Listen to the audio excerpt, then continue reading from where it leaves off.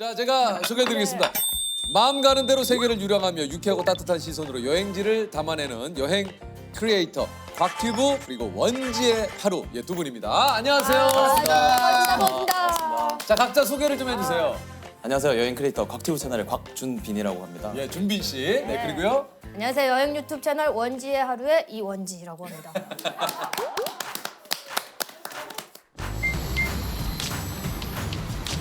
Ya Pak Bro.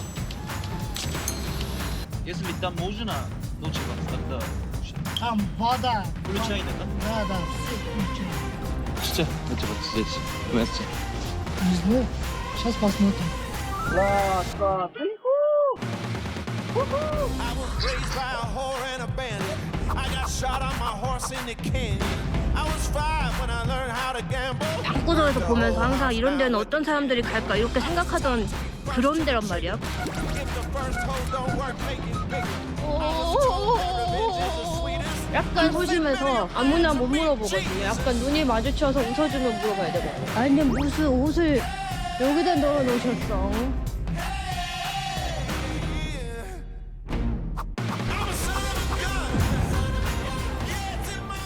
지금까지 몇 개국을 여행했는지 한번 좀 여쭤보고 싶은데 원지 씨는 한 몇 개국입니까? 뭐 남아프리카, 남아공, 이런 아프리카 대륙부터 뭐 많이 가시는 동남아, 뭐 태국 이런 쪽까지 해서 36개국 정도 되더라고요. 36개국? 네, 우리 준빈 네, 씨는 네. 몇 개국이에요? 전 더 적은 게 저는 나라별로 오래 머무는 걸 너무 좋아해가지고 한 24개국인가 갔더라고요. 예.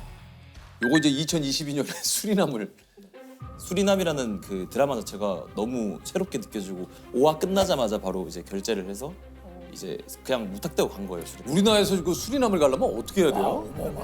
네덜란드 경유해서 네덜란드까지 12시간인가 걸리고 거기서 이제 수리남까지 8시간 딱 가면은 20시간 20시간 예, 예, 가면 이제 수리남 갈 수 있는데 마지막 와보고 싶었는데 내가 그 유명한 영화의 배경이 됐던 차이나타운 홍리의 동상 현재는 뭐 굉장히 평화로운 그냥 아메리카의 한 나라입니다.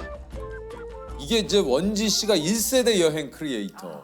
그죠? 예, 그렇게 말씀해 주시더라고요. 우리 그 두 분은 이 크리에이터 일을 하시기 전에 어떤 일을 하셨습니까?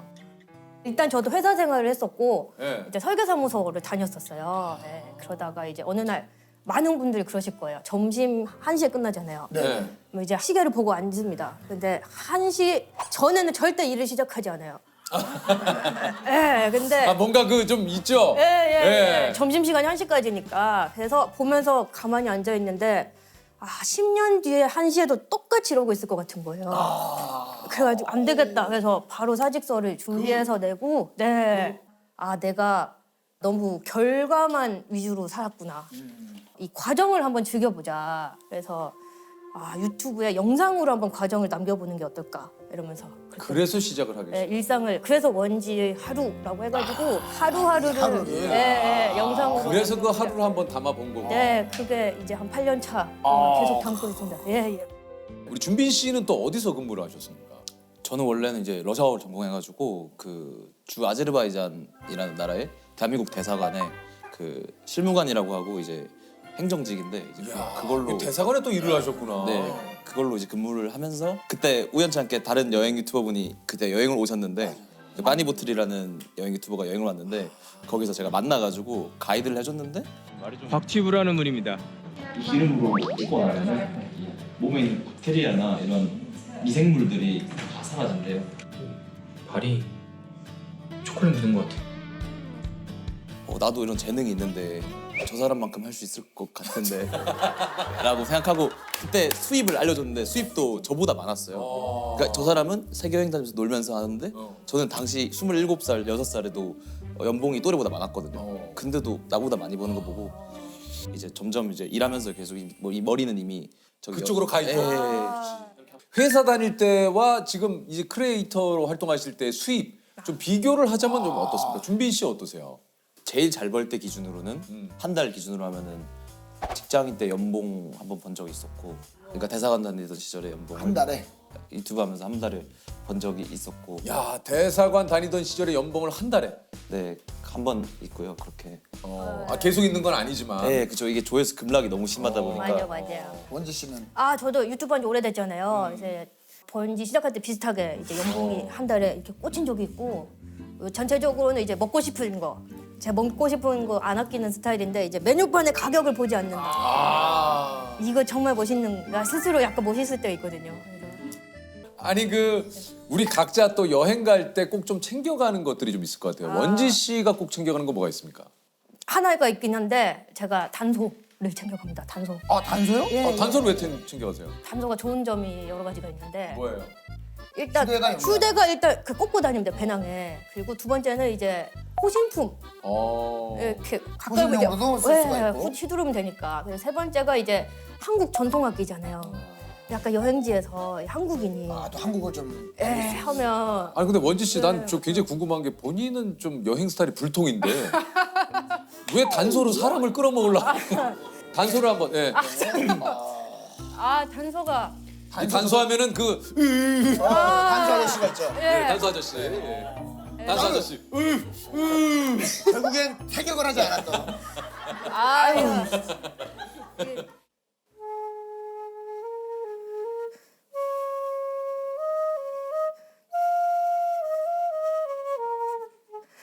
근데 저기 사람이 안 모일 것 같긴 하네요.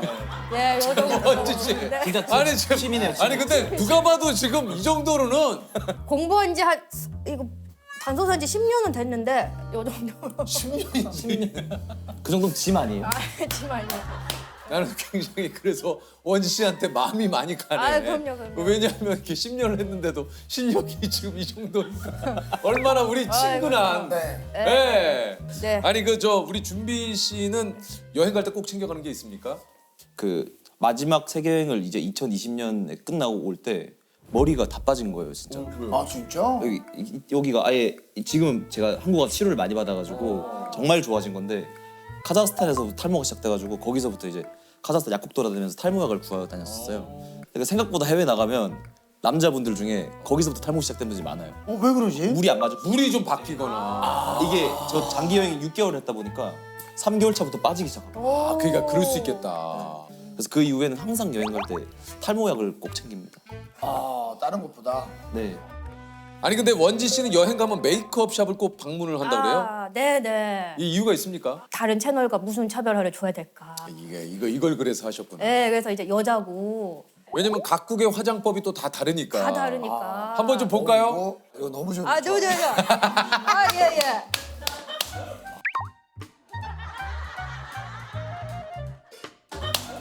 지금 미국은 제가 아는 교포 누나예요. 아니 근데 이거는 맨하탄 센터에 있는 센터에 있는 엄청 유명한 이제 진짜 뷰티샵에서.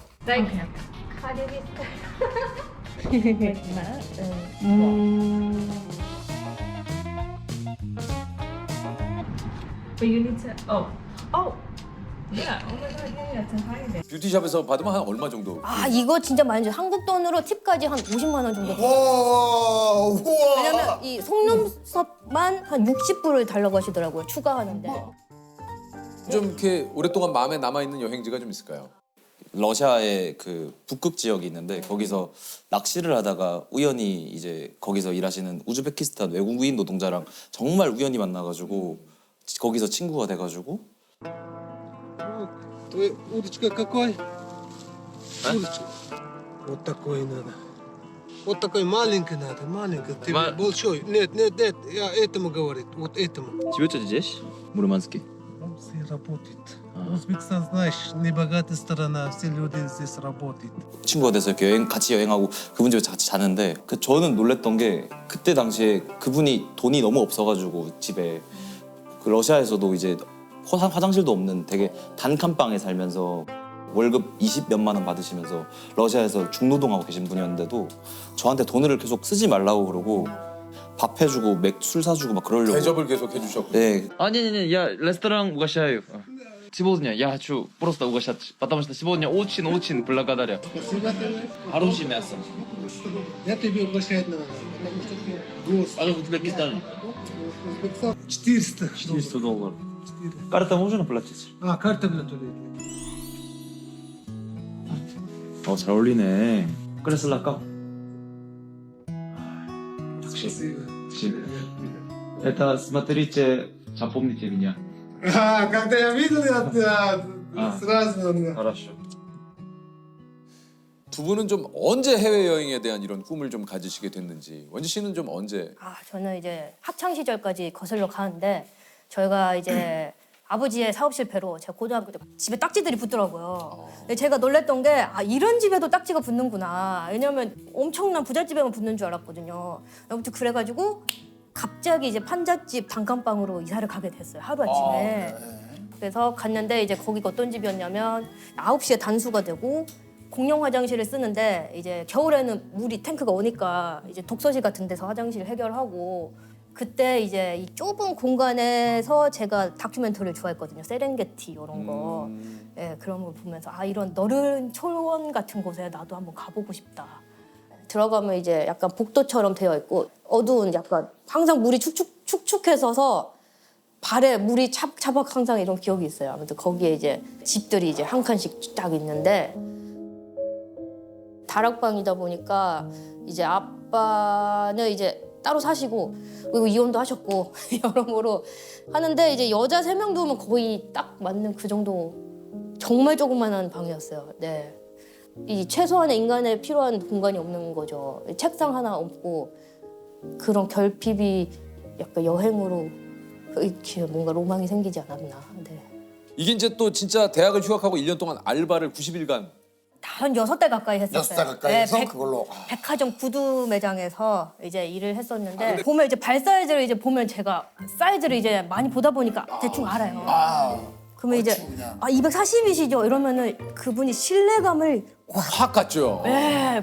이분 베테랑이구나. 어떻게 하셨어요? 내 발을 좀 맡겨도 되겠다. 예, 그런 예. 기술, 짜잘한 기술들 예, 많이 배워가지고 그때는 이제 1,000원, 2,000원도 너무 아껴야 되니까 5개월 동안 쓴 거는 거의 버스비, 차비 정도밖에 없었어요. 하루에 이제 주먹밥 싸다니면서 밥값 아끼려고. 우리 준빈 씨는 어떻습니까? 저는 해외 여행보다는 해외에 대한 꿈을 가졌던 게 초등학교, 중학교, 고등학교를 다 이제 학교 폭력은 아닌데 폭력 비슷한 거긴 한데 제가 계속 애들한테 계속 항상 맞고 살아가지고 고등학교 1학년 때 제가 자퇴를 했거든요. 자퇴하고 나서 집에서 방에 한 1년에 한 2-3번 나가나? 막 그런 진짜? 집에 딱 처박혀가지고 아무것도 안 하고 저는 그때 축구만 봤거든요. 해외 축구. 게임하고 해외 축구 뭐 해요.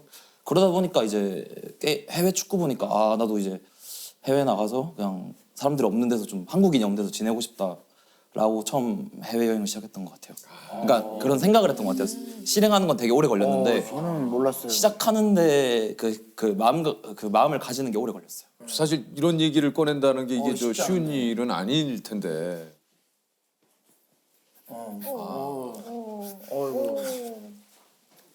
아이고 그냥. 어떻게? 이게 또 준빈 씨가 이런 또 아이고.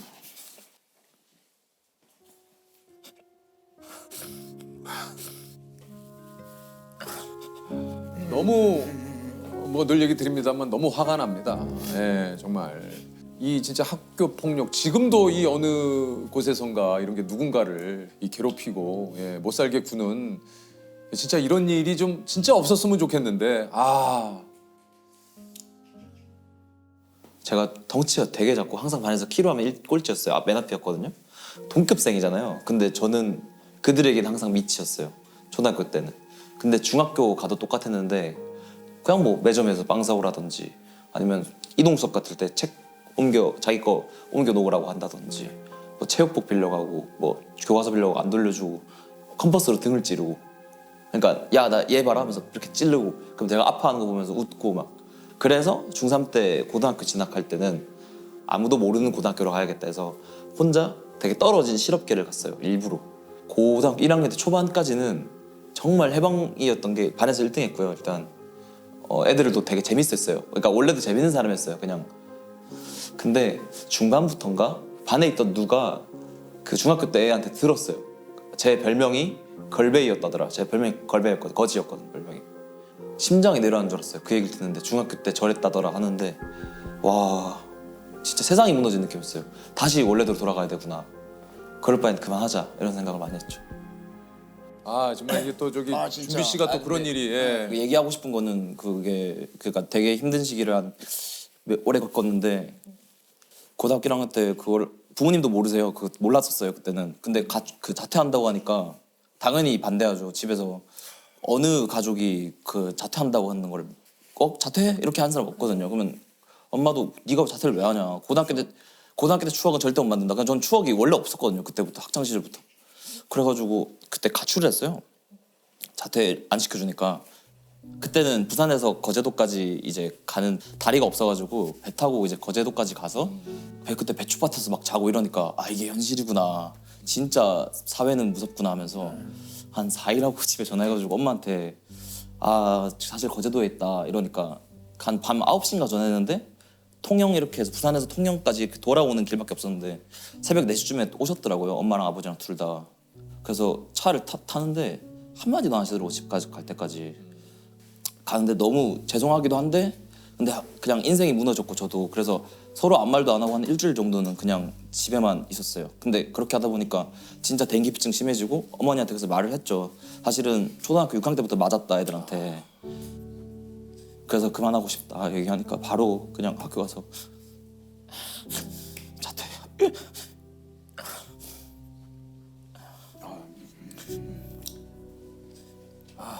진짜 그는 엄마가 미안해하더라고.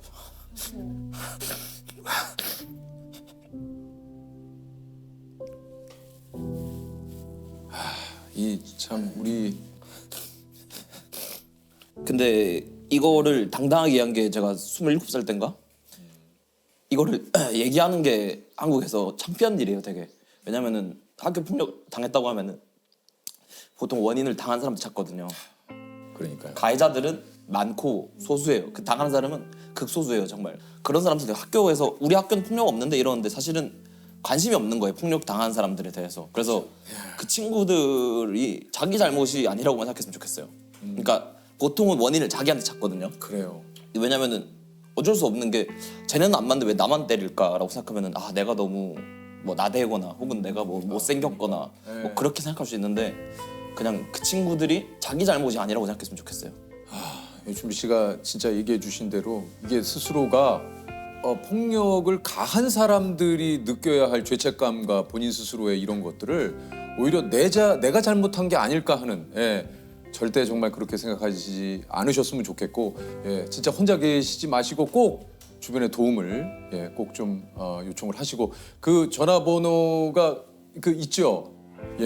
저희 다시 한번 좀 알려주시면 꼭 그 도움을 청하시기를 부탁을 드립니다. 10대 인생에 대해서 아까 청소년기에 대해서 뭐 살짝 얘기를 하셨지만 20대만큼은 정말 치열하게 사셨다고 그래요. 그러니까 10대를 애들 다 학교 다닐 시간에 저는 집에 2년 동안 진짜 방에만 있으니까 TV 보고 인터넷 보고 이런 것만 하니까 하고 싶은 게 너무 많아지는 거예요. 그때부터 이제 20대는 누구보다 후회 없는 날을 보내야겠다. 그래서 20대부터는 하고 싶은 걸 하나씩 이뤄야겠다라고 생각하고 제일 하고 싶었던 건 어쨌든 저는 유학이었어요. 외국에 가서 외국 여행이 아니라 해외에 가서 외국어로 이렇게 얘기해 보면서 점점 그 해외에 나가서 살아보는 게 목표였기 때문에 이런 외국어 같은 경우에는 평등하잖아요. 뭐 공부를 열심히 하면 잘 배울 수 있잖아요. 그래서 이거를 잘해야 된다는 압박감이 되게 있었어요. 저는 10대 때는 진짜 자살을 검색을 했었어요. 제가 아예 그냥 근데 그냥 죽긴 너무 억울한 거예요. 그래가지고 안 아프게 자살하는 법 뭐 이런 거 검색하고 걔네 뭐 어떻게 복수하고 죽을까 이런 생각도 하고 뭐 그런 생각 많이 했었어요. 성공해야 된다. 나는 꼭 성공해서 그들에게 보란듯이 성공해야 된다가 너무 20대 중반까지는 복수심으로 살았어요. 진짜. 그 알아보니까 아일랜드에 있는 시골 마을의 어학원이 300만 원인 거예요. 2학기에. 거기서 알바하면서 딱 이제 영어를 쭉 배우니까 이제 끝날 때쯤 한 7개월 때쯤부터 이제 직장을 구해야 되잖아요. 나이가 27이니까 이제. 그래서 대사관을 한 5개 정도 넣고 그다음 미국, 영국이랑 아일랜드에 있는 회사에 다 지원을 했는데 그때 대사관 중에 딱 한 개 붙었어요. 아제르바이잔 대사관. 그래서 딱 붙어서 엄마 전화하면서 엄청 울고 그때 제가 4월 29일 날 입사를 했는데 5월 8일 날 외교부에서 어머니한테 그 화환을 보낸 거예요. 길러주셔서 감사합니다. 야 아제르바이잔 대사관 참 또 너무 이게 고맙다. 따스하네요. 어머니가 되게 우셨다고 그 이모한테 전해 들었어요. 야 이게 부모님한테 예 진짜 대사관 관계자 여러분 예 진짜 따뜻합니다. 감사합니다. 야 몰라서 따뜻해요.